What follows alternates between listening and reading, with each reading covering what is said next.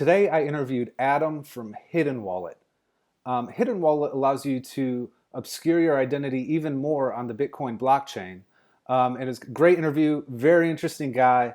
And just before the interview happened, there was a very elaborate Bitcoin scam that was being attempted against him. So the second half of the interview is all about this scam. It's kind of crazy. It's wild. So I decided to put this video right up today. So enjoy. I'll let Adam tell the story. First of all, I'd like to start at kind of the beginning with what could you explain generally what the problem that HiddenWallet is trying to solve? Yes, sure. So there are Bitcoin wallets, every different kind of Bitcoin wallets, okay, and they have privacy properties. Uh, First, everyone thinks about privacy properties like you send money from this address to that address, and you can see it on the blockchain. This is what everyone tries to solve.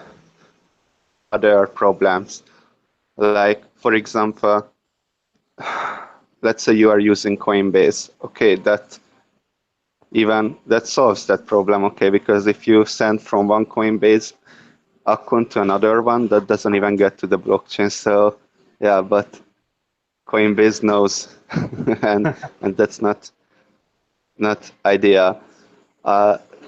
And then there are other Bitcoin wallets like Blockchain Info, who are basically they are not solving this problem, and Blockchain Info knows exactly where you send the money. So, and a few years ago, 5 years ago maybe, SPV in 2012, SPV wallets came to existence with Bloom filters, and everyone thought that that's a very private way to transact with each other. But later, then they figured out it's not that easy, because in 2014, Nick Jonas from Blockstream came out with a talk that how he de-anonymized the and connected together all the wallet addresses what they had with a 90% probability, I think. And so there goes SVV wallets privacy. What the full nodes does, Bitcoin Core full nodes, it downloads all the transactions from the blockchain, what it has. So, and it queries the balances, let's say, from the blockchain, from their disk, local disk, so no one can figure out. We lost connect. Okay, Oh, yeah. so no one can figure out with network analysis that what addresses you are interested in. However, do you run a Bitcoin full node? I do actually. Yeah. It's quite a job, right? Yeah. 2 weeks to synchronize and stuff like that. So that's not something what people are going to do. But there are more complicated ways to solve this issue without going to the extent of the SPV wallet and without having such a very cumbersome experience like full nodes. And that's basically what the wallet does, is downloads all the transactions from the blockchain, and what it throws away, everything except the ones what it is interested in. Okay. Okay, uh, that's the whole idea. That's Yeah. great. That's very So simple, elegant solution. yes, it still has the problem that, well, it doesn't download the transactions from the beginning of the time, but only from the creation of the wallet. So it doesn't need a lot of setup. However, it's still, you turn on the wallet, then you didn't turn on for 1 week, then you have to download 144 megabyte per day. So it's 1 gigabyte before you can use the wallet. That's still not very good. And that's where I have a solution I will implement later. Why is it important for Tumblebeat? Have you heard about Tumblebeat? No, go ahead and let us all know about Tumblebits. It's a decentralized Bitcoin mixer. So basically, no, it's not decentralized at all. No, it's a it's a it's a trustless Bitcoin mixer where not even the tumbler can breach your anonymity, but it is not decentralized. Anyway, so the tumbler can. I'm sorry, could we back Yes. up 1 second? A lot of people watching these videos are just getting started. Could you give a quick 2-sentence explanation about what a mixer is? Okay, so when you send a transaction from one address to another address, then you are seeing it on the blockchain. Now, that's what a mixer makes it hard to see that it happened that way. So, for example, 30 people sends Bitcoin or 800 sends one Bitcoin and wants to send to another person, then it happens in the same time with the same amount, and basically no one can tell that which person sent to which person that money. Great. Yeah, basically this is a mixer. And Tumblebit does this in a way where the tumbler cannot steal your money and cannot anonymize you, de-anonymize you. This is the basic concept of Tumblebit. Also, it can run in a payment hub mode where you might gain some scalability for the Bitcoin network, but that's down the road. No, first. And why can't you do this with normal Bitcoin wallets? Because you send from one address to another address, and while on the blockchain, no one can see that it happened. However, with network analysis, what I talked about it before, one can see that, oh, that address with that address. So the thing is, they connect it together. If they connect it together, like from 800 people in a mix, they connect it together 750, then the people who are using the Tumblebit with the full node, that is going to be de-anonymized too. I mean, their anonymity set goes down to 50 instead of 800. So that's why we want to I am alone in HiddenWallet right now. Want to find a solution where you can have a Bitcoin wallet what has a full node level privacy, but not as hard to use as a Bitcoin full node. Okay. Yes, So, that's it. great. So is HiddenWallet, is that an open source project? Yes, of course. Okay, so if someone sees this video. GitHub HiddenWallet. Okay, great. So if someone sees this and wants to help out, are you open to new contributors on the project? Great. Yes, of course. It's written in .NET Core. Okay. So where are some of the places that you hang out online to learn about cryptocurrencies and things like that? Well, I have like 8,000 karma on Reddit, so I'm on Reddit. Also, I have a Medium blog. On the Medium blog, yeah, you can type my name, Nopara73. Actually, you can Google my name, Nopara73, and one can contact me. I usually put my email address into every kind of public places. I don't care. I help people out. Cool. which is actually, yeah, a very funny story. Someone wanted to scam me, very sophisticated scam, and and it was a crazy day already. I woke up at 4 a.m. and these people, yeah, wanted to scam me. I can tell you the story if if you are interested. Yeah, yeah, I think definitely. a lot. Yeah, okay. I started. So a few days ago, someone contacted me uh, on Facebook, added me on Facebook, and it was very strange. He said he lost 300 Bitcoin, and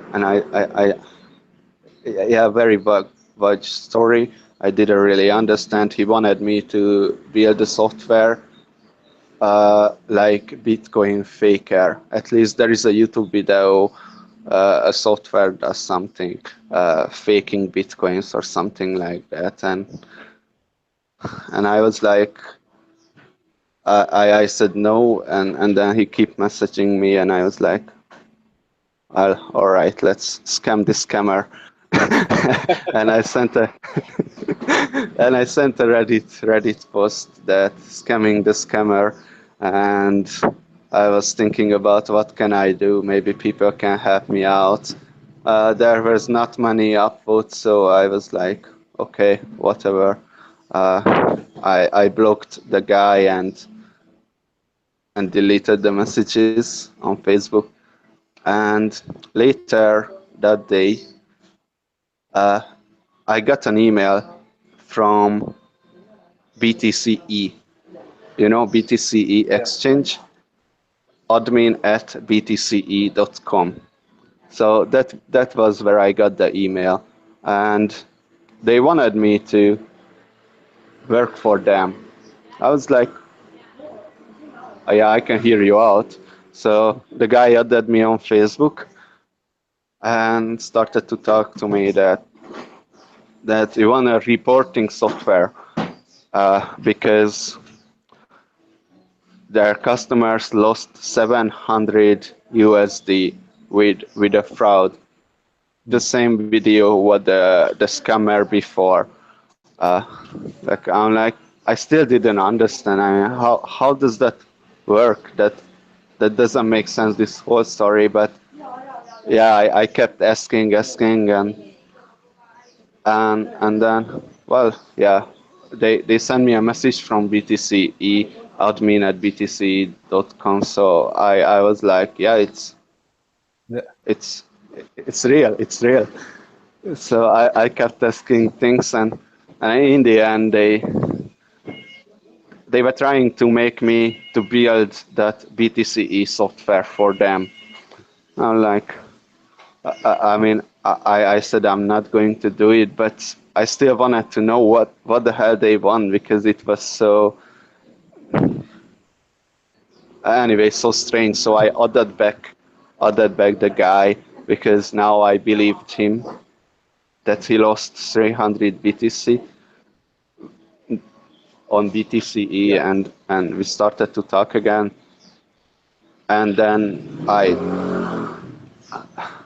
don't know, somehow I figured out the fake thing. He didn't want to give me transaction ID so I can figure out really what happened.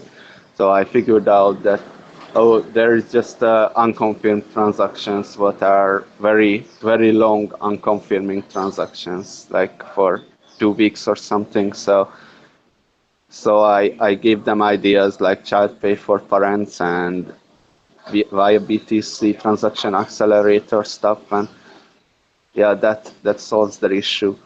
So I gave this advice to the guy, and the guy said, "Ah, okay, very good, thank you. It worked." And started to talk with the BTCE admin again, and and he said, "Oh, thank you. Yes, that's what exactly happened. We were sending out the withdrawals from BTCE, but they were not confirming. And now you help me. I give you $5,000. I mean." Yeah, I just stated the obvious, but yeah, it happened before. So I mean, people can be very nice if you help them out. I Yeah. got this kind of tips often. Yeah, maybe they didn't. So this was obvious. They thought the money was lost or something. So yeah, send me the 5,000 USD. Thank That's you. great. They didn't send, but then they started to okay log into BTC. I logged in. I resetted my password. I was like registered a year ago or 3 4 years ago. I don't know whatever. So I got in. Oh, and you have to open a VIP account, and then I give you a BTCE code where that with that code you can redeem the money. But first you have to open a VIP account. And all right, well there is no VIP account on BTC. What's going on? Oh, don't worry. Uh, you're going to get an email from the admin, and you send 400 USD there first to open the VIP account. so so yeah, this is what happened actually like an hour ago or something. So I got the email, and that's where I realized that it's a scam, So I cannot open a VIP account on BTC, like I would have sent the $400 to BTCE, but they wanted me Right. to send outside of BTC. Some other, was So, it on so some other, yeah, some other domain? yeah, it's very interesting. Do you remember Satoshi Nakamoto sent a message to the Bitcoin dev mailing list, like when Craig Wright were that I am not Craig Wright, we are all Satoshis, and Yeah. then they figured out that that was a spoofed message, something wrong with the headers, that was a real. So that's why I thought, oh, something similar is happening with the admin at btce.com. Yeah. And the Yeah. thing is, yeah. Oh, no, go ahead. So I don't know if you know BTCE, but this is a big exchange, like one Yeah. of the biggest. And interestingly, no one knows who are running it. No one Hmm. knows it. So this is did a really great job to stay anonymous. I was already suspecting them that like with a real Facebook profile, they added me and real Facebook profile, not real. Yeah. Anyway, so. Yeah, that So is yeah, an elaborate it was a scam. very sophisticated. Yeah. Yeah, So just to summarize, make sure I got this right. So they basically created a transaction that they knew wouldn't go through to get your help in trying to get it to go through, then spoofed an email account to try to give you a reward, but you had to open up this VIP account, and they were just going to take your money. yes. Yeah, I think there were three scams here. So because there were no transaction, they didn't send me transaction ID. They were just talking Oh, about transaction. So one scam is that there was this YouTube video about Bitcoin faker. Oh, it's okay. Don't worry. Oh, my girlfriend is here. She hey, wait. Do you see? Oh, yeah, yeah. Hi. hey, Uh, she's very smart and funny too. uh, All right, so there were three scams. So one is there was this YouTube video, BTC Faker, and they wanted me to create this this software. This software was on Satoshi Box for $250. So maybe they were expecting me to to download that software, pay for it, to figure out what's that. Uh, this was one. The other one is me to create the fake software, the Bitcoin faker software. And the third one was that, okay, so I wasn't doing any of that. Why not just scam you with the BTC stuff? the VIP bullshit. Yeah, that's great. Yeah, there's a lot of smart scammers out there. Yes, yes. So what's the future look like with you with Hidden Wallet, which is cryptocurrency in general? What are you working on next? I'm working on HiddenWallet right now. I am integrating Tumblebits. Uh, yes, and the next step is making HiddenWallet easy to use, lighter. So I already wrote a theory how it cannot lose the full node level privacy and be like 100 times faster. So I hope my theory will work, and then making it stable, give out to people, and go to the next step. This is the roadmap. Great, that sounds good. Well, thank you so much for your time and sitting down with me. Any last thoughts you want to share with the cryptocurrency community? Yeah, anonymity is important, not just for you, but for everyone else, businesses, banks. All right. Thank you for having me. Yeah. Thank you so much. All right. Have a great day.